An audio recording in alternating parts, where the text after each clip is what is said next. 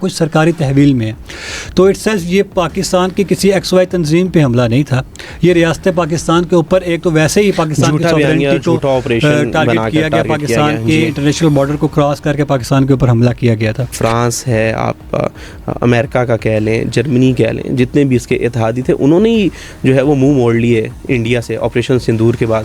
تو آپ نہیں سمجھتے کہ یہ آئسولیشن کی طرف جا رہا ہے؟ اور پی ایس اے کا قانون بالکل کالا قانون ہے, کوئی نہیں کہے گا, کوئی ایمنسٹی انٹرنیشنل کی رپورٹ نہیں بنے گی.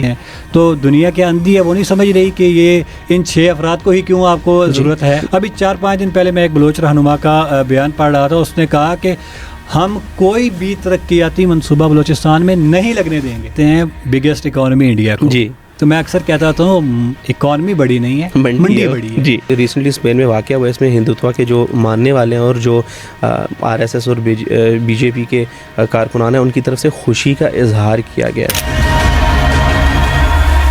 بسم اللہ الرحمن الرحیم. السلام علیکم, میرا نام ہے اویس مغل اور آپ دیکھ رہے ہیں سوال پہ سوال. ناظرین, جہاں جنگیں توپوں اور بارود سے لڑی جاتی ہیں وہاں پر کسی بھی ریاست کا بیانیہ ایک اہم کردار ادا کرتا ہے.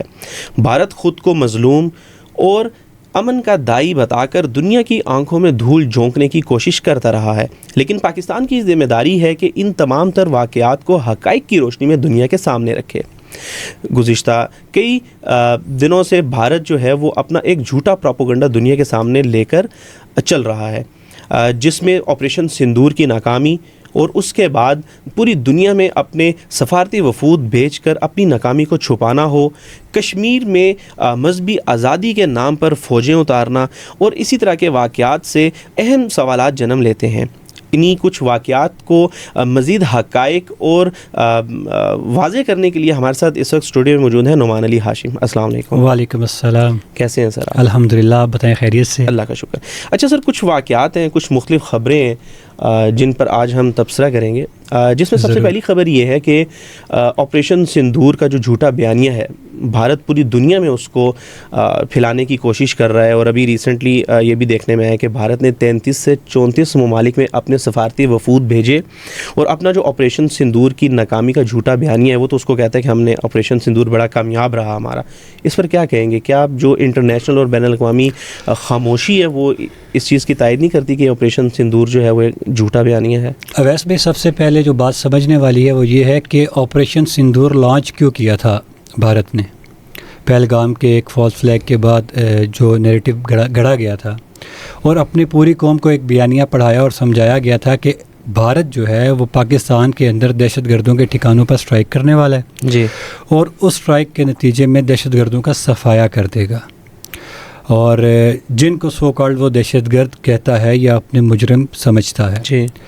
آپریشن ہوا, آپریشن کا ریبٹل بنیان مرصوص کی شکل میں آپ نے دیکھا اور پوری دنیا نے ہی دیکھا. اس میں کیا کھویا کیا پایا یہ ایک الگ سے بحث ہے. اور پوری دنیا میں آپ کو ایڈ کر دوں, آپریشن سندور تو سویلینز پہ اٹیک تھا, اس کے بھی اس میں ہم نے کیا کھویا کیا پایا, بھارت نے کیا کھویا کیا پایا, اس کے اوپر دونوں ملکوں کے مابین ایک بحث چل رہی ہے. پوری دنیا تسلیم بھی کرتی ہے کس نے کیا کھویا کیا پایا, یہ حقیقتیں دنیا کے سامنے آشکار ہو گئے ہیں سب کے. لیکن یہ جو آپ نے 34 ممالک کے دوروں کی بات کی نا, یہ جنگ بندی, یہ سیز فائر کے بعد جو ابھی صرف سیز فائر ہے کہ اگلی بات تک ہمارا گولی نہیں چلے گی, دونوں اپنی اپنی فوجیں اس پوزیشن پر روکیں گے, آگے نہیں بڑھنے کی کوشش نہیں کریں گے.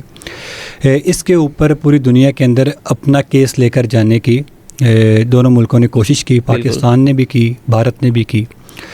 بھارت جو پہلے دن سے بیانیہ پورٹریٹ کر رہا تھا نا, اس میں وہ مکمل طور پر ناکام رہا.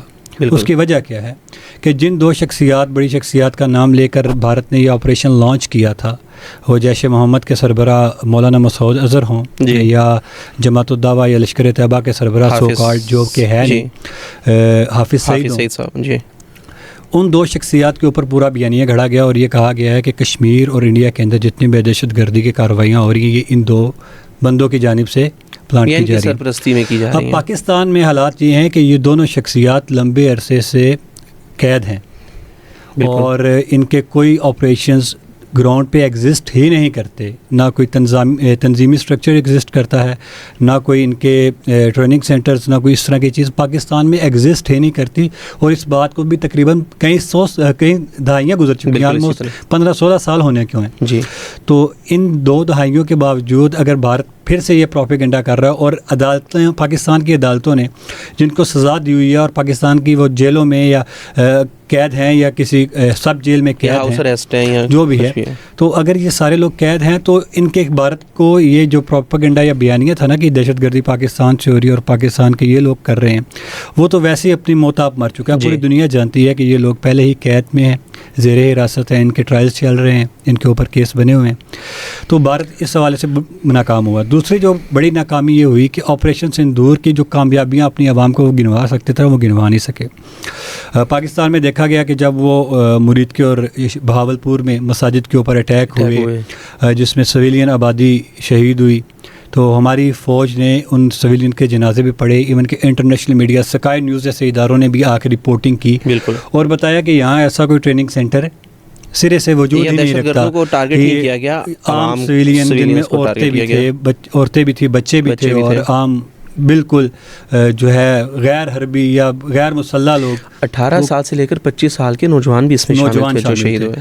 اور دوسری بات یہ ہے کہ وہ پاکستان کے بڑے شہروں کے اندر ایگزسٹ کرتی ہیں وہ جگہیں جی. اور اس بنیاد پر پاکستان کے بڑے شہروں کے اندر حملہ کر دینا. بڑے شہروں کے اندر تو ملٹری کے اپنے ٹریننگ سینٹرز نہیں ہوتے، کجا یہ کہ آپ کسی XYZ تنظیم کو وہ مراکز بھانے کی اجازت دے دیں یا معسکرات بنانے کی اجازت دے دیں. تو بالکل ہی ایک بے ڈھنگا بے بنیاد بیانیہ تھا جس کو بنیاد بنا کر بھارت نے آپریشن لانچ کیا. اور یہ جو مرید کے والا انسیڈنٹ تھا وہ جگہ 2018 سے ویسے ہی پاکستان کی گورنمنٹ کی حراست میں ہے. پاکستان کے گورنمنٹ کے نمائندگان وہاں موجود ہیں. وہ جو مسجد ہے وہ اوقاف کے جو ہے نا وہ چارٹر کے اس کے جو عہدے ہیں اس کے اوقاف کے سارے اصول و ضوابط اس پہ لاگو ہوتے ہیں. اس کے مدرسہ وہ جہاں پہ موجود ہے وہ مدرسہ بھی سرکاری تحویل کے اندر ہے. وہاں پہ جو ہاسپٹل موجود ہے وہ سارا کچھ سرکاری تحویل میں ہے. تو اٹ سیلف یہ پاکستان کی کسی XY تنظیم پہ حملہ نہیں تھا. یہ ریاست پاکستان کے اوپر ایک تو ویسے ہی پاکستان کی سوورنٹی کو ٹارگٹ کیا گیا، پاکستان کے انٹرنیشنل بارڈر کو کراس کر کے پاکستان کے اوپر حملہ کیا گیا تھا. دوسرا یہ کہ پاکستان کے گورنمنٹ اداروں کے اوپر یہ حملہ تھا. بالکل تو بالکل بے بنیاد چیز تھی اور اس کا پوری دنیا کے اندر ہزیمت اٹھانی پڑی. دوسرا پاکستان بہت اچھا اپنے کیس کو میں سمجھتا ہوں بڑا اچھے طریقے سے انہوں نے نمائندگی کی ہے. اور اب تو خیر بھارت کے اندر سے بھی باتیں چل رہی ہیں کہ آپریشن سندور میں آپ نے کیا کھویا پایا. میں وہی کہہ رہا ہوں کہ ابھی جو بھارت کے جو چیف آف ایئر ڈیفینس ہیں اور جو ڈیفینس سٹاف ہے اور جو ان کے مختلف افسران ہیں جو کہ بڑے عہدوں پر تعینات ہیں، حاضر سروس افسران کی میں بات کر رہا ہوں، وہ بھی سوالات اٹھانے پر مجبور ہو گئے ہیں. اور وہ بھی کہتے ہیں کہ جو آپریشن سندور میں ہمیں کافی نقصان اٹھانا پڑا پاکستان کے ہاتھوں، پاکستان ایئر فورس کے ہاتھوں، لیکن اس کے باوجود جو بھارت ہے وہ ریاستی سطح پر جو ہے جھوٹ پھیلانے کی کوشش کر رہا ہے. اور کیا یہ عالمی برادری کے ساتھ دھوکہ نہیں ہے کہ ان کے اپنے آفیسر جو ہیں اس بات کی جو ہے وہ اس کو تسلیم کر رہے ہیں کہ ہمیں نقصان ہوا اور پاکستان نے ہمیں اچھا خاصا نقصان پہنچایا، اس کے باوجود بھارتی ریاست تسلیم ہی نہیں کر رہی؟ بھارت چیٹ کرنے کی محض کوشش کر رہا ہے. شاید ان کو یہ معلوم نہیں کہ باقی دنیا بھی اتنا ہی انٹرنیٹ دیکھتی ہے، اتنا ہی باخبر ہے جتنا کہ بھارت کا عام نوجوان ہے. اور بھارت کا ایک پراپر پیٹرن ہے، وہ اپنے لوگوں کے اندر ہر غیر ملکی یا ہر پاکستانی چینل کو، بڑے انفلوئنسر کو بین کر کے، ایون کہ ان انفلوئنسر کو بھی اس نے بین کر دیا جو حقائق پر مبنی بات کرتے ہیں اور انڈیا سے ہی ہے.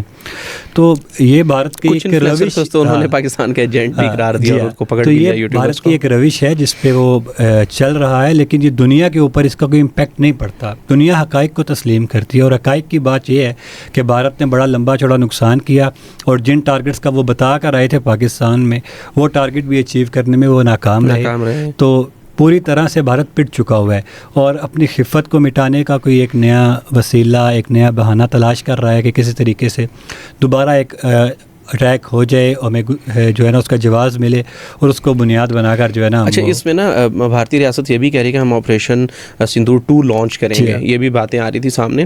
اور اس کے ساتھ ساتھ آپ دیکھیں کہ آپریشن سندور کو اگر ہم لے کر چلیں تو اپنی عسکری کامیابی بتاتا ہے, بھارت جو ہے وہ عسکری کامیابی بتاتا ہے, لیکن اس کے ساتھ ساتھ جو اس کے اتحادی ہیں جس میں فرانس ہے, آپ امریکہ کا کہہ لیں, جرمنی کہہ لیں, جتنے بھی اس کے اتحادی تھے انہوں نے ہی جو ہے وہ منہ موڑ لیے انڈیا سے آپریشن سندور کے بعد. تو آپ نہیں سمجھتے کہ یہ آئسولیشن کی طرف جا رہا ہے یا یہ ایک بین الاقوامی سفارتی محرومی کی طرف بھارت جو اپنے آپ کو دھکیل رہا ہے؟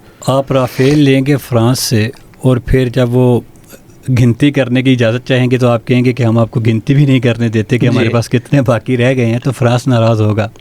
اسرائیل کے ڈرون گریں گے تو ان کو بھی شرمندگی ہوگی. پورے مغرب کی سپورٹ کے ساتھ آپ نے ایک اٹیک کیا, جیسا کہ جنگ کے پہلے دنوں میں پوری دنیا کہہ رہی تھی یہ انڈیا پاکستان کا انٹرنل میٹر ہے, ہمیں اس میں پڑھنے کی ضرورت نہیں ہے. اور جب پاکستان نے جواباً ریبٹل دیا اور اچھا خاصا نقصان کیا تو پوری دنیا کو یاد آ گیا کہ یہ صرف ایشیا نہیں بلکہ دنیا کے امن کے لیے خطرہ بنتا جا رہا ہے, لہٰذا سیز فائر کر دیجئے اور جنگ کو روکا جائے. اچھا سیز فائر کے لیے بھی جو مودی ہے اس نے امریکہ اور اس سے درخواست کی کہ پاکستان ہمارا بیڑا غرق کر دے گا, سیز فائر کروائیں. اب مودی یا اس کے چاہنے والے اس بات سے بھی مکر جائیں کہ ہم نے سیز فائر کی درخواست نہیں کی, تو امریکہ تو پاگل نہیں ہے نا, وہ بھی مسلسل کہہ رہا ہے کہ نہیں. اجیت ڈوول کا بیان بھی ریسنٹلی سامنے آیا تھا جس میں اس نے کہا کہ ہم مجبور ہو گئے تھے کہ ہم سیز فائر کی طرف. ڈیفینیٹلی وہ مجبور ہونا چاہیے تھا اور کرنا بھی چاہیے تھا اور ہم نے کیا بھی, لیکن جتنا بھی انہوں نے بیانیہ گھڑا اور چلایا ہے ابھی تک وہ صرف اس لیے کہ کسی طریقے سے اپنی خفت مٹائی جا سکے, جس میں وہ بری طرح ناکام ہے. اچھا یہ اس میں آپ دیکھیں کہ آپریشن سندور بھارت نے پہلگام کے واقعے کے بعد لانچ کیا, اور جو پہلگام کا واقعہ ہے وہ بھی ایک فالس فلیگ آپریشن تھا, ٹوٹلی انہوں نے اپنے من گھڑت ایک آپریشن تھا. اس میں یہ کہتا ہے جی کشمیر میں سیکیورٹی کی ضرورت ہے. ابھی جو ہے وہ امرناتھ یاترا کا بھی ایک ایونٹ ہونے والا ہے, ہو گیا اس میں جی بالکل ہو چکا ہے وہ. ہاں جی وہ اس کے جو ہیں جو اس کی جو سرگرمیاں ہیں وہ ابھی بھی جاری ہیں. اس بیس پہ اس نے 58,000 سے لے کر 60,000 جو اہلکار ہیں, جو اسلحے سے لیس اہلکار ہیں, وہ کشمیر میں اتارے ہیں. اور وہ کہتا ہے جی یہ جو ہے یہ سیکیورٹی کی بیس پہ سارا. تو آپ نہیں سمجھتے کہ یہ مذہبی آزادی پر ایک وار ہے کشمیریوں کی, اور کشمیریوں کو مزید عسکری دباؤ میں لانے کی کوشش ہے؟ جو آپ نے حوالہ دیا پہلگام کا, ٹی آر ایف نے اس کی ذمہ داری قبول کی, ایسا بھارت نے کہا, اور بعد میں حقیقت کھلی کہ وہ جو اکاؤنٹ جس اکاؤنٹ سے وہ ذمہ داری قبول کی گئی, جس سوشل اکاؤنٹ سے, وہ خود بظاہر راست انڈیا سے آپریٹ ہو رہا تھا, اور ٹی آر ایف نے ایسی کوئی ذمہ داری قبول ہی نہیں کی. جو بنائے تھے انہوں نے ملزمان کے وہ بھی جعلی نکلے.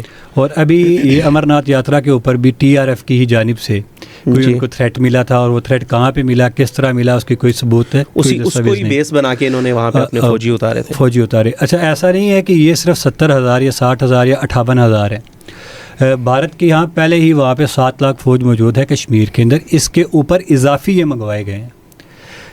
جو پہلے سیکیورٹی کے نام پر فورسز موجود ہیں, جو اضافی ہیں جی, جو پہلے سیکیورٹی کے نام پر فورسز موجود ہیں وہ بھی یو این کی قراردادوں کے مطابق اضافی ہیں, بالکل بہت زیادہ ہیں. اس کے اوپر سیکیورٹی کے نام پر امرناتھ یاترا کے لیے مزید بندے بلا لینا اور کشمیر کو بالکل ایک چھونی کے اندر تبدیل کر دینا اور کرفیو کی صورت بنا دینا. صرف یاتریوں کو نکلنے کا راستہ مل رہا ہے, چیکنگ ہے, چیک پوسٹ ہیں, اتنی زیادہ تعداد ہے کہ کشمیری اپنی مرضی سے سانس لینا بھی ان کے لیے مشکل ہو چکا ہے. موبائل سروس بند ہے, اور پھر صحافیوں کے اوپر پابندیاں ہیں, انٹرنیٹ بند ہے وہاں پہ, صحافیوں کے اوپر پابندیاں ہیں, وہ اس ریلی کی کوریج کے لیے نہیں جا سکتے. تو یہ عجیب سی صورتحال ہے. ابھی ریسنٹلی وہ 13 جولائی گزرا جو کشمیر کے شہداء کا دن تھا, اس کا بھی ذکر کرنا یہاں پہ ضروری ہے کہ اس میں بھی کشمیری جو آپ کے رہنما ہیں ان کے بیانات سامنے آئے کہ کس طرح سے بھارت جو ہے وہ مسجدوں کو تالے لگا رہا ہے, اور جو ان کی یادگاریں ہیں ان کو تالے لگا رہا ہے. لوگوں کشمیریوں کو باہر نکلنے کی اجازت نہیں ہے 13 تاریخ کو, خاص طور پہ جب. تو یہ اسی چیز کا تسلسل لگتا ہے کہ جو انہوں نے امرناتھ یاترا کے نام پر فوجی اتارے ہیں, وہ اسی وجہ سے میرے خیال سے اتارے تھے کہ 13 جولائی کو کشمیری باہر نہ نکل سکے. بالکل کیا کہیں گے آپ؟ اصل میں اس سے پہلے 8 جولائی کو برہان کی شہادت کا دن تھا، برہان مظفر بانی کی شہادت کا دن. یہ پچھلا ایک 15-20 دن یا تقریباً 25 دن ہونے کو ہیں. کشمیر میں بڑا سخت قسم کا کرفیو نافذ ہے، بالکل، کیونکہ برہان مانی ایک پوسٹر بوائے تھا نوجوانوں کے لیے، جس نے گن کو اٹھایا ہوا تھا اور ایک مزاحمت کا بہت بڑا نشان بنا تھا، اور پوری دنیا میں اس کی اسٹرگل دیکھ رہی تھی دنیا. تو اس کے لاکھوں نہیں، میں کہوں کہ پوری دنیا میں کروڑوں چاہنے والے ہیں، تو یہ بات غلط نہیں ہے. تو اس کو آئیڈیالائز کرتے ہیں، آج کے دور کا اسے مزاحمتی رہنما تسلیم کرتے ہیں. تو بھارت کی کوشش کو معلوم تھا کہ اگر ہم کرفیو کو ہلکا سا بھی نرم کریں گے تو پبلک سینٹیمنٹ ہے جو باہر آئے گا. جی بالکل، جو اس کی شہادت کی یوم شہادت پہ بھی آئے گا. 13 تاریخ ہے، 8 جولائی 13 جولائی مخصوص دن تھے. 13 جولائی ہے، اس پہ آپ کو پتہ ہے اس کا پس منظر یہ ہے کہ ایک اذان کی دیتے ہوئے 22 لوگ شہید کر دیے گئے تھے ڈوگرا راج کے اندر. تو اس سب کے باوجود بھارت کو اس بات کا علم ضرور تھا کہ بہت سخت قسم کا احتجاج ہو سکتا ہے، اور احتجاج کسی بھی جمہوری معاشرے کے اندر ایک بنیادی رائٹ ہے پبلک. ہاں، اگر ہم 2 منٹ کے لیے یہ تسلیم کریں کہ بھارت اپنے آپ کو بہت بڑی جمہوریت کہتا ہے، تو آپ کشمیر میں پھر کشمیریوں کو احتجاج کرنے دیں. کا حق ہونا چاہیے. اور آپ دیکھ لیں جتنی بھی پولیٹیکل لیڈرشپ ہے کشمیر کے اندر، چاہے وہ میر وائز ہوں، چاہے وہ یاسین ملک ہوں، شبیر شاہ ہوں، مسرت عالم بھٹ ہوں، اور اس کے علاوہ دیگر جو جتنے بھی رہنما جو حریت رہنما ہیں، جو کسی بھی ملیٹنٹ ایکٹیویٹی کو جائز یا درست نہیں سمجھتے اور وہ پولیٹیکل اسٹرگل کو ایک واحد ذریعہ سمجھتے ہیں آزادی کا، ان کے اوپر بھی قدغن ہے. کئی سال، آج 12 سال ہونے کو ہیں، لوگ جیلوں میں ہیں. ڈاکٹر قاسم فختو کی مثال دیتے ہیں کہ 32 سال ہو گئے مسلسل جیل میں ہیں. آسیہ اندرابی ہیں جو خواتین کی سب سے توانا آواز ہیں کشمیر کی، بالکل وہ جیل میں ہیں. اور ایسا نہیں ہے کہ وہ کشمیر کی کسی جیل میں ہے، وہ انڈیا کی جیل میں، دلی کی تہاڑ جیل میں قید ہے. تو بھارت تو ہر وہ ٹیکٹس استعمال کر رہا ہے جس کے ساتھ کشمیریوں کا نقصان کیا جا سکے، اور جمہوریت نام کی کوئی چڑیا وہاں پہ پر نہیں مارتی. یہ بس دنیا کے سامنے جو ہے نا وہ ایک جھوٹا بیانی ہے. اسرائیل جو ہے وہ بھارت کا بہت بڑا الائنس ہے، اور بھارتی کہتے ہیں کہ اسرائیل ہمارا اتحادی ہے، اور وہ جو کچھ اسرائیل غزہ اور فلسطین میں کر رہا ہے، آپ نہیں سمجھتے کہ یہ بالکل اس کا ایک چشم پوشی اور اس کا ایک عکس ہے جو کہ بھارت کشمیر میں کر رہا ہے؟ آپ صرف ایک جملہ کہتا ہوں کہ اس وقت دنیا کے اندر اسرائیل جو ہے وہ ظلم کا امام ہے، اور اس کا سب سے بڑا مقلد مودی ہے. بس بالکل اسی طرح سے، کیونکہ یہ اسی کے نقشے قدم پر جو کچھ فلسطین میں ہوگا اس کی کاپی پیسٹ کشمیر میں کر دیا جائے گا، منی پور میں کر دیا جائے گا، آسام میں کر دیا جائے گا، اور کچھ بھی نہیں ہوگا. اچھا، اس میں یہ ہے کہ ابھی ریسنٹلی یہ بھی خبر سامنے آئی ہے کہ جو اردو زبان کی مہم ہے، بالکل اس پر بی جے پی کے جو کارکنان جو ہیں ان کی طرف سے بڑی مخالفت سامنے آ رہی ہے. اس میں 2 پہلو نکلتے ہیں. ایک یہ کہ کشمیری جو ہے وہ اردو زبان کو پروموٹ کرتے ہیں، اور وہ چاہتے ہیں کہ اردو زبان کا جو ہے وہ یہاں پہ نافذ ہو اردو زبان، لیکن اگر بھارت جو ہے وہ جمہوریت ہے تو پھر اس کو کیوں نافذ نہیں ہونے دیتا؟ تو آپ کیا سمجھتے ہیں کہ یہ کشمیریوں کی آئیڈینٹی تو انہوں نے پہلے ہی ختم کر دی ہے، تو یہ مزید ختم کی کوشش کی ہے، ان کو دباؤ کی صورت نہیں پیش آتی کہ آپ اردو زبان کو بھی وہاں پر ختم کرنے جا رہے ہیں؟ ایک وہ ورثہ ہے اور ایک ثقافت ہے، اس کو بھی ختم کر رہے ہیں. اویس بھائی، زبان کا کوئی مذہب، کوئی مسلک نہیں ہوتا، کوئی جو ہے نا وہ اس طرح کا سین نہیں ہوتا. زبان زبان ہوتی ہے، اور ادب پروان چڑھتا ہے، ایک ثقافتی ورثہ ہوتا ہے، ایک لمبی اس کے پیچھے ہسٹری ہوتی ہے. تو جس زبان کی کوئی اوپر بند کرنے کی کوشش کی جا رہی ہے محض اس لیے کہ یہ پاکستان کی قومی زبان ہے. ایسا نہیں ہے کہ ہندوستان کے اندر لوگ اردو نہیں بولتے، شاید پاکستان سے زیادہ لوگ ہیں ہندوستان میں جو اردو بولتے ہیں. جی، اور اردو کا بہت بڑا ادب کا حصہ وہاں سے پنپتا ہے، وہاں سے نکلتا ہے. لکھنؤ کی ایک پوری اردو کی تہذیب رکھتا ہے، دہلی ایک تہذیب رکھتا ہے. انڈیا کی فلمیں اردو زبان میں بن رہی ہیں، اردو زبان میں، ایون کہ جس کو وہ ہندی کہتے ہیں وہ ہندی ہے بھی نہیں. جی، تو وہ اردو ہی کا چربا ہے، 4-6 لفظ اس کے اندر ہندی کے آپ ڈال کے اگر اس کو چلائیں گے تو اردو اس خطے کے اندر سب سے زیادہ سمجھے جانے والی زبان میں سمجھتا ہوں موجود ہے، اور ادب کے حوالے سے کافی رچ زبان ہے. وہ اس کو مذہب کی بنیاد پر پرکھنا یہ بدترین ہندتوا کی نشانی ہے، اس کے علاوہ کچھ بھی نہیں ہے. اور یہ لوگ کہتے ہیں جو اردو ہے جو وہ مسلمانوں کی زبان ہے، حالانکہ پاکستان میں ہندو بھی اردو بولتے ہیں، اور انڈیا میں بھی اردو کے اندر بڑا بڑا ہندو شاعر موجود ہے. جی، اتنے بڑے نام ہیں جن کے ادیب ہیں، ایون کہ انڈیا کے جتنے فلم انڈسٹری کے گانے ہیں بالی ووڈ کے، ان میں ہندی گانا ہوتا ہی نہیں. شاید ہی کوئی لفظ ہندی کا ہو, سارے رائٹر مسلمان ہوں گے اور اردو شاعر ہوں گے. گلزار صاحب کی مثال لے لیں آپ, وہ جن کو دوزخ جانے کا آج کل بڑا دورہ پڑتا ہے, جاوید اختر نام ہے شاید, تو وہ جن کو ہر 6 مہینے بعد یہ یاد آتا ہے کہ جنت نے مجھے دوزخ چاہیے. تو یہ سارے لوگ جو ہیں یہ اردو بولنے والے ہیں, اردو پڑھنے والے ہیں, اردو لکھنے والے ہیں. اور ایون کہ جتنے بھی ادب شناس حلقے ہیں بھارت کے اندر, چاہے وہ نان مسلم ہیں, مسلم ہیں, چاہے وہ اردو سپیکنگ ہیں, ہندی سپیکنگ ہیں, یا ایون کہ پنجابی سپیکنگ ہے, وہ سمجھتے ہیں کہ اردو جو ہے وہ ادب کے حوالے سے کافی رچ زبان ہے, اور اردو نے زبان کا کوئی مذہب نہیں, زبان کا مذہب نہیں ہوتا. اس بنیاد کے اوپر اگر وہ کشمیر میں ایسی حرکتیں کرتا ہے تو محض پاکستان دشمنی ہے, اور اس کو مذہب کا رنگ دینا یہ ایک دوسری انتہا ہے جو ثابت کرتی ہے کہ مودی اور جو مودی کا RSS کا نظریہ ہے ہندوتوا کا, بالکل اس کی ڈیموننسی چاہتے ہیں, اس کے علاوہ کچھ بھی نہیں. اچھا, اس میں یہ بھی اگر ہم ایڈ کریں کہ جو بھارت کے اعلیٰ ترین افسران ہیں اور جو اعلیٰ ترین عہدیداران ہیں, وہ بھی اس بات کو تسلیم کر چکے ہیں کہ ہم پاکستان میں انتشار پھیلانے والے کو فنڈ کرتے ہیں. آپ TTP لے لیں, BLA لے لیں, BLF لے لیں, کوئی یہ بلوچستان میں جتنی بھی کاروائیاں ہوتی ہیں ان کے جو بیک اینڈز ہیں وہ سارے بھارت سے اور راؤ سے ملتے ہیں. تو اس کے بعد آپ نہیں سمجھتے کہ یہ جو جتنی بھی کاروائیاں ہیں یہ 5th جنریشن وارفیئر کی طرف جا رہی ہیں, اور یہ ایک خطے کو بڑا غیر وہ مستحکم بنانے کی کوشش ہے؟ سر, یہ وار اس وقت شروع ہوئی جب پاکستان میں دہشت گردوں نے پنپنا شروع کیا, پرویز مشرف کے دور کے اندر ہی نا. تو اس وقت یہ 3G 4G کا انقلاب اس کے فوراً بعد آ گیا. اس سے پہلے جو ہے وہ انٹرنیٹ موجود تھا, لیکن اس تک رسائی ہر آدمی کی نہیں تھی. جب 3G 4G کا انقلاب پاکستان کے اندر آیا تو ان لوگوں نے, چونکہ انڈیا ایک بڑی منڈی ہے اور IT کے حوالے سے ان کا خاصا تجربہ موجود تھا, تو پاکستانی نوجوانوں کی ذہن سازی کے لیے, چونکہ یہاں پہ بالی ووڈ بھی چلتا تھا, یہاں پہ انڈین پرسنالٹیز کو جانا پہچانا بھی جاتا تھا, انہوں نے ہر وہ ٹیکٹس اور ہر وہ ٹول استعمال کیا جس کے ذریعے ایک بیانیہ یہاں پہ ایک پاکستان کی عوام کو اپنا موقف بتایا اور سمجھایا جائے. فلمیں بنی, اس میں کشمیر کے حوالے سے پاکستان کو دہشت گرد پینٹ کیا گیا.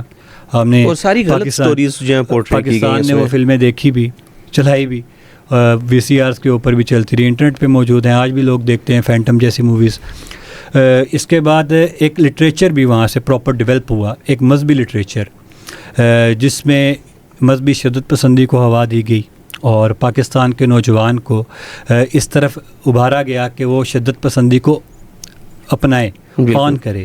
اور اس کے علاوہ ایک اور لٹریچر چلتا ہے جو لیفٹس کی جانب سے پہنچایا جاتا ہے, چونکہ جانتے ہیں کہ پاکستان ایک نظریاتی ملک ہے اور ایک ایسی اسٹیٹ ہے جو اسلام کے نام پہ بننے والی اسٹیٹ ہے. تو ایک تیسرا نیریٹو بھی وہیں سے بن کے آتا ہے جو بغاوت کو کے نام پر یا جو رائٹس کے نام پر تحریکیں چلتی ہیں.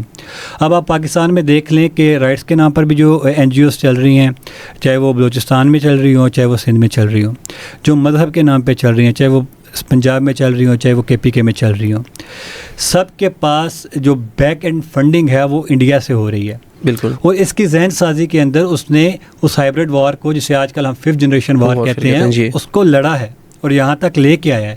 آپ کو اتنا کانٹینٹ ملے گا, آپ ابھی گوگل کے اوپر پاکستان کے حوالے سے کچھ چیز سرچ کریں, کچھ بھی جس میں پاکستان میں مثال تو ایمنسٹی انٹرنیشنل کی کوئی رپورٹ سرچ کریں, وہ ایمنسٹی انٹرنیشنل کی رپورٹ آپ کو نہیں ملے گی, لیکن 1500 انڈین ویب سائٹس کے ذریعے آپ کو وہ ڈیٹا مل جائے گا جس میں پاکستان کے کردار کو مشکوک کیا گیا ہوگا.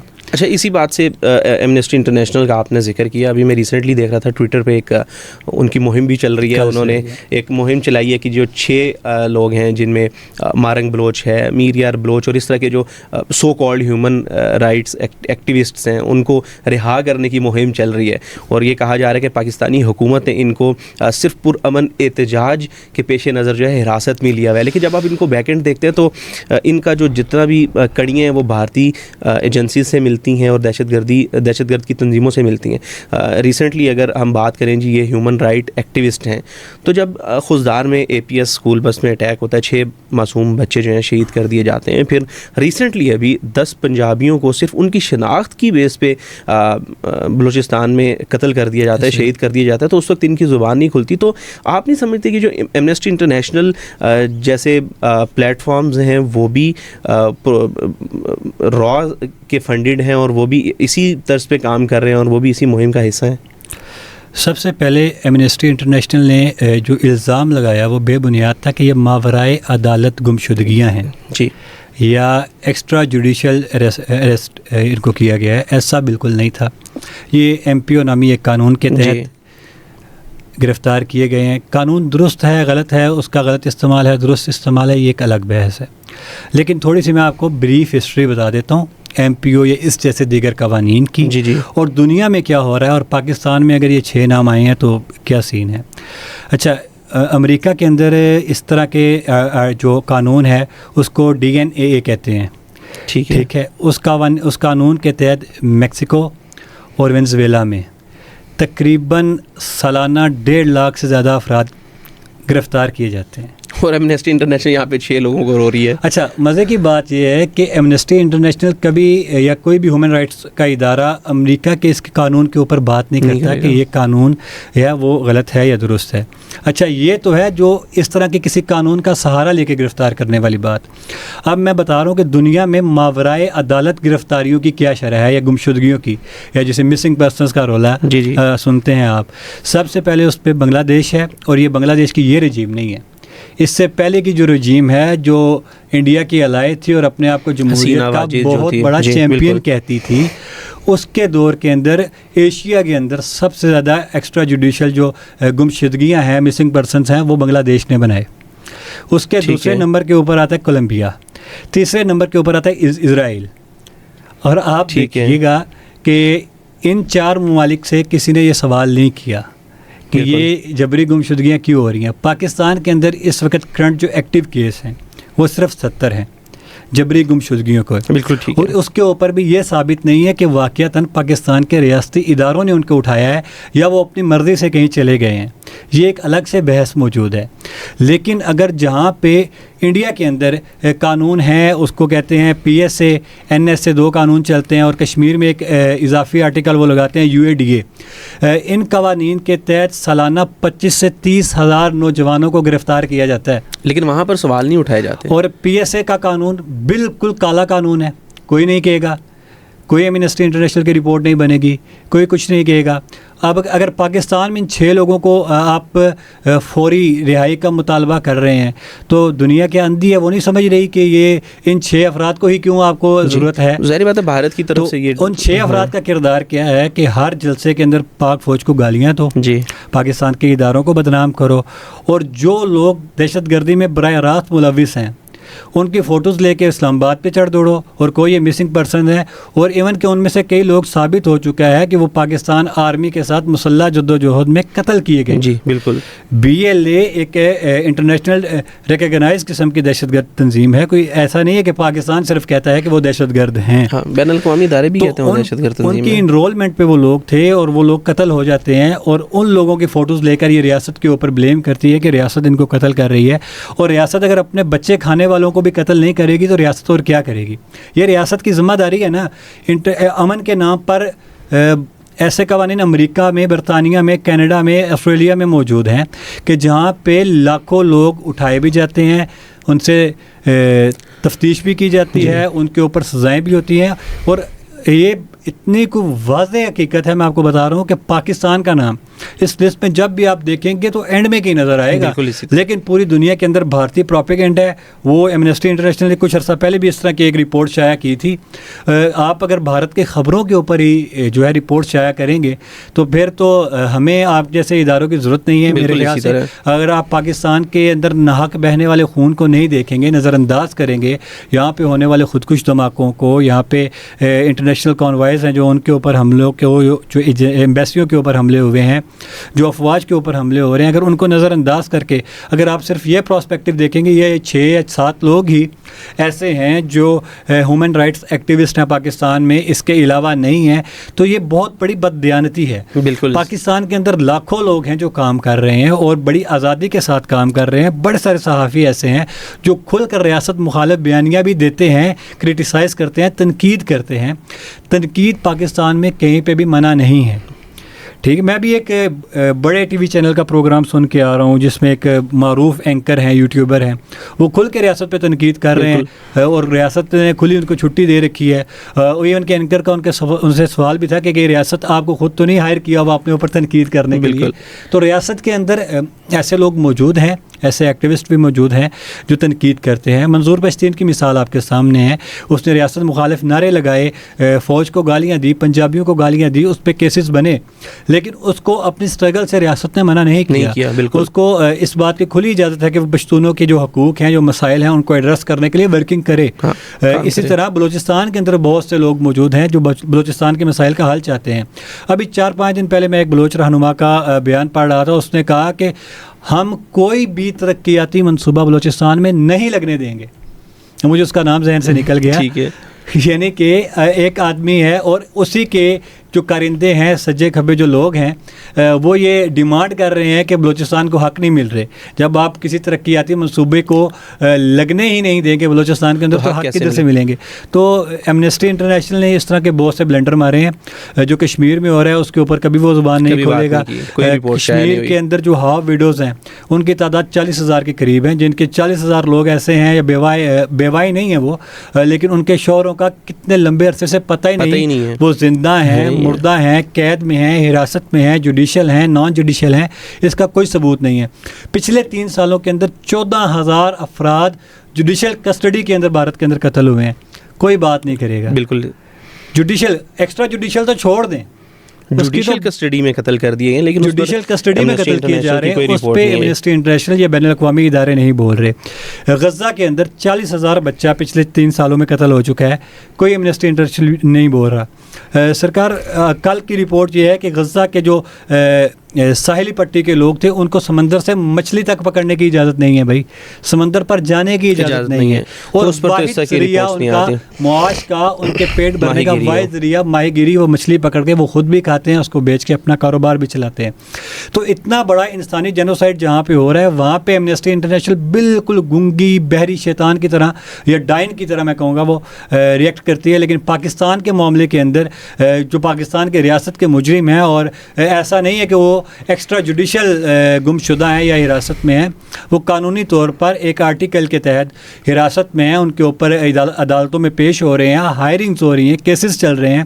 اس کے اوپر اس طرح کے اسٹیٹمنٹ دینا یہ بالکل شرمندگی کا باعث, اور یہ واضح بھی کرتا ہے کہ یہ بھارت کی فنڈیڈ عالمی اداروں کے جو انصاف کے معیار ہے اس پہ سوالیہ نشان ضرور چھوڑتا ہے. بالکل ٹھیک ہے. اچھا, ایک اور خبر سامنے آ رہی ہے کہ روس کو جو ہے وہ خندقیں کھودنے کے لیے بندے چاہیے, اور فوجی ساز و سامان ڈھونے کے لیے بھی بندے چاہیے, اور اس میں بھارت نے جو ہے وہ روس سے معاہدہ کیا جی ہم اپنے نوجوانوں کو آپ کی طرف بھیجیں گے. تو آپ نہیں سمجھتے کہ انسانی تذلیل یہ بھی ہے کہ جو بندہ بھارت میں بے روزگار ہے, نوکریاں پرووائڈ کرنے کے بجائے, جابس کریٹ کرنے کے بجائے آپ ان کو ان علاقوں میں بھیج دیں جہاں پہ جنگیں ہو رہی ہیں. تو اس پر بھی جو ہیومن رائٹس ہیں وہ اس پر بھی بات نہیں کرتے. آپ سے میری اکثر بات ہوتی ہے, آپ کہتے ہیں بگیسٹ اکانومی انڈیا کو. جی. تو میں اکثر کہتا ہوں اکانومی بڑی نہیں ہے, منڈی بڑی ہے. جی. تو بے روزگاری کے جو مسائل ہیں, اور جو بھی پرسوں سے آج اس کو 8 دن ہو گیا اس احتجاج کو, بھارت بند احتجاج جو ہے بالکل 2025, کروڑوں لوگ باہر نکلے, کروڑوں لوگ سڑکوں پہ ہیں, مزدور سڑکوں کے اوپر ہیں, بے روزگاری ہے. مودی حکومت کا المیہ یہ ہے کہ وہاں پہ جابز بھی جو ہے نا وہ آپ کی سیاسی اور مذہبی وابستگی کی بنیاد پر دی جا رہی ہیں. اگر آپ ہندو ہیں, اس کے باوجود اگر آپ بی جے پی سے نہیں ہیں تو آپ ان کی فرسٹ پرائورٹی نہیں ہو سکتی. آپ جتنے مرضی ٹیلنٹڈ ہیں, جتنا مرضی آپ نے ورکنگ کی ہے, جو بھی کیا ہوا ہے. اچھا, بھارت بہت برا پھنسا ہوا ہے. کل ٹرمپ نے بھی اعلان کیا ہے کہ ہم 100% ٹیرف لگائیں گے ان ممالک کے اوپر جو رشیا سے یا چائنا سے ٹریڈ کر کے ہمارے ساتھ بزنس کریں گے. تو بھارت تو بہت بری طرح پھنس گیا. اب وہ یہ چاہ رہا ہے کہ کسی طریقے سے اپنا برڈن کم کرے اور اپنے ملک میں موجود لوگوں کو شفٹ کرے. اور ایسی صورتحال کے اندر جب کسی طرح بھی یوکرائن اور رشیا کا جو ہے وہ پیچ اپ یا امن یا سیز فائر ہوتا نظر نہیں آ رہا, اپنے لوگوں کو وہاں مرنے کے لیے بھیج دینا, یا تو ایسا ہوتا نا کہ آپ ایک فوجی معاہدہ کرتے اور اپنے فوجی بھیجتے وہاں پہ پراپر لڑنے کے لیے دفاعی معاہدے کی صورت میں.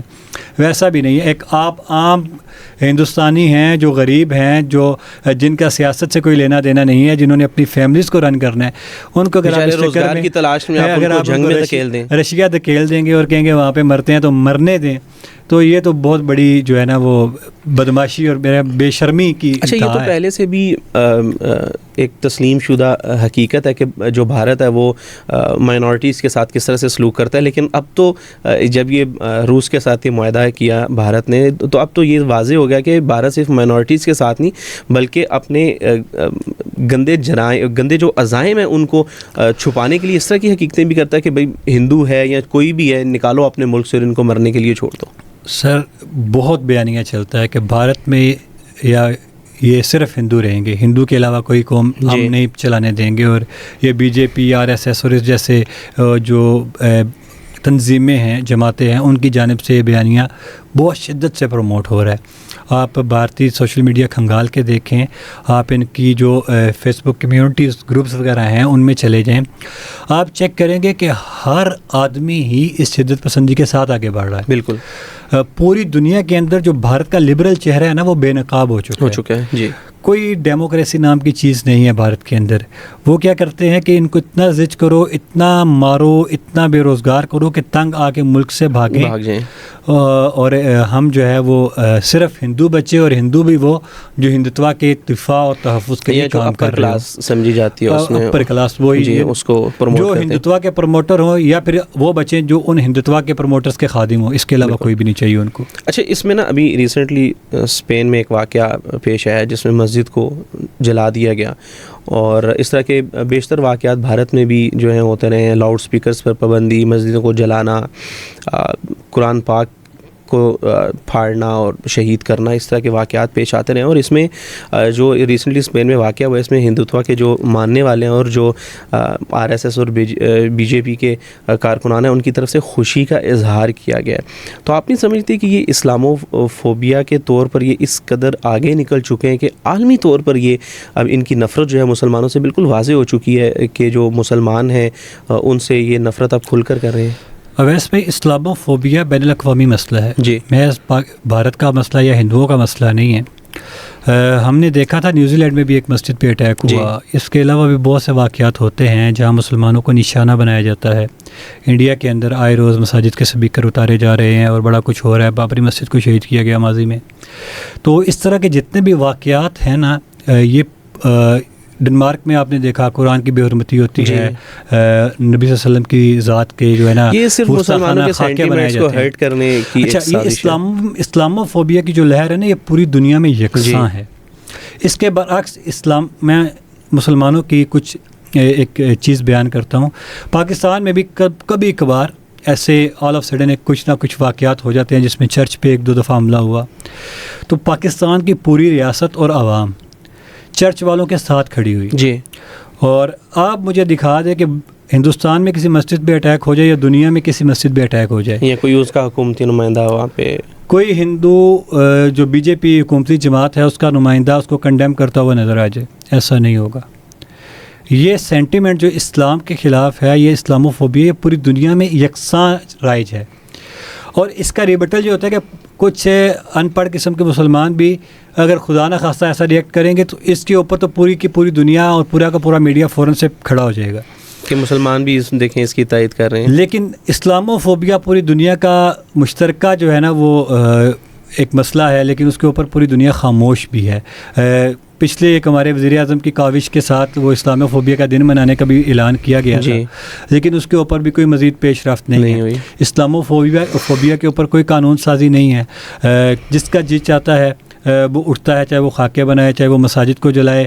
اور جب یہ واقعات ہوتے ہیں تو جب اگر وہ کرنے والا عیسائی نکل آتا ہے, ہندو نکل آتا ہے, یا کوئی غیر مسلم نکل آتا ہے, اس کو ذہنی مریض کہہ کر تو چھوٹ دے دی جاتی ہے. انف یہ ہوتا ہے کہ وہ ٹیررسٹ پھر بھی نہیں بنتا, ذہنی مریض بنتا ہے. بجائے اس کے اگر کوئی آدمی کسی کے مذہبی سینٹیمنٹ ہرٹ ہوئے ہیں, اور دنیا میں کہیں بھی کسی نے اسلام کی بے حرمتی کی, قرآن کی, اس پہ اس کے مذہبی سینٹیمنٹ ہرٹ ہوئے اور اس نے کوئی ریبٹل دیتے ہوئے کسی کو جوتا مار دیا, کسی کی طرف کوئی چیز اچھال دی, کسی کو گالی دے دی یا برا بلا کہہ دیا, تو وہ فوراً سے پہلے ٹیررسٹ بنے گا. پوری دنیا کہے گی یہ مسلمان جو ہے یہ انتہا پسند ہوتے ہیں. جی. ہم تو کنڈیم کریں گے, اسلام کنڈیم کرتا ہے اس چیز کو کہ کوئی کسی کی مذہبی جو مقدسات ہیں ان کو ہرٹ کرے, ان کی توہین کرے, یہ بالکل کرے, تو اسلام بھی برداشت نہیں کرتا. پاکستان میں اگر کوئی بندہ ایسے کرتا ہے تو ہم تو اس کو قرار واقع سزا دیتے ہیں, اور پوری کی پوری قوم کھڑی ہوتی ہے اس چیز کے اوپر کہ تمہاری جرت کیسی ہوئی کہ کسی ہندو کے جو ہے وہ کسی بھگوان کے متعلق تم بری رائے قائم کرو, یا کسی جیزس کے متعلق یا کسی بھی متعلق. خیر وہ تو الہامی مذاہب جو ہیں وہ تو ہمارا ویسے ہی سینٹیمنٹ ہے نا, کہ اگر ان کی بھی توہین ہوگی وہ اتنی توہین کاؤنٹ ہوتی ہے جو پیغمبر اسلام کی ہے, یا اسلام کی توہین کا کاؤنٹ ہوتی ہے. لیکن پوری دنیا اس معاملے میں مسلمانوں کو تنہا کیے ہوئے ہے, مسلمانوں کی آواز کے اوپر کوئی بات نہیں ہوتی. اور بھارت اسپیسیفکلی, بھارت کے اندر جو انتہا پسند نظریہ اس ٹائم پروان چڑھ رہا ہے, اور پچھلے 20 سال میں جس طرح اس نے بھارتی جمہوریت کے چہرے سے نقاب اتارا ہے, جو اور اندر سے جو شدت پسندانہ سوچ نکلی ہے, وہ دنیا کے اوپر اب عیاں ہو چکی ہے.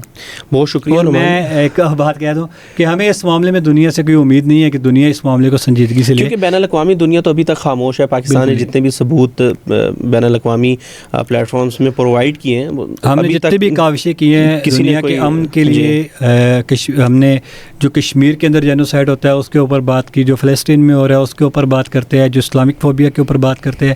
کسی بھی معاملے کے اندر مسلمان جب بھی دنیا میں اپنا کیس لے کے جاتے ہیں تو میں سمجھتا ہوں کہ یہ جو جتنے بھی عالمی انصاف کے ادارے ہیں یہ شاید ان کی لونڈیاں ہیں, زر خرید غلاموں کی طرح ریئیکٹ کرتے ہیں. ہمیں تو, مجھے تو اپنی ذات کی حد تک کسی قسم کی ان اداروں سے کوئی امید کبھی بھی نظر نہیں آئی کہ یہ مسلمانوں کے سینٹیمنٹس کا, پاکستان کے سینٹیمنٹس کا, پیس کے سینٹیمنٹ کا کوئی لحاظ رکھتے ہوں. آپ نے دیکھا ہوگا ابھی پچھلے دنوں امریکہ نے اعلان کی اور وہ قوانین بنتے گئے, اس نے کہا ہم یہ کریں گے, ہوگا. کوئی کسی نے نہیں پوچھا یہ جنگی قوانین میں آتا ہے کہ نہیں آتا, کسی نے نہیں پوچھا یہ UN کے چارٹر میں آتا ہے کہ نہیں آتا. وہ جو اعلان کرتے ہیں, جو طاقتور ہے جو اعلان کرتا ہے وہ ہو رہا ہے, اور ہم بدقسمتی سے ابھی محکوم ہیں, مظلوم ہیں. تو ہم جو بھی کریں گے تو چلیں, امید ہو یا نہ ہو لیکن پاکستان اپنا کیس لڑتا رہے گا, اور ہم عالمی عدالتوں میں اپنا موقف جو ہے وہ بڑے مضبوط انداز میں پیش کرتے رہیں گے. نعمان بہت شکریہ آپ کا, آپ نے تفصیلاً ہمیں آگاہ کیا.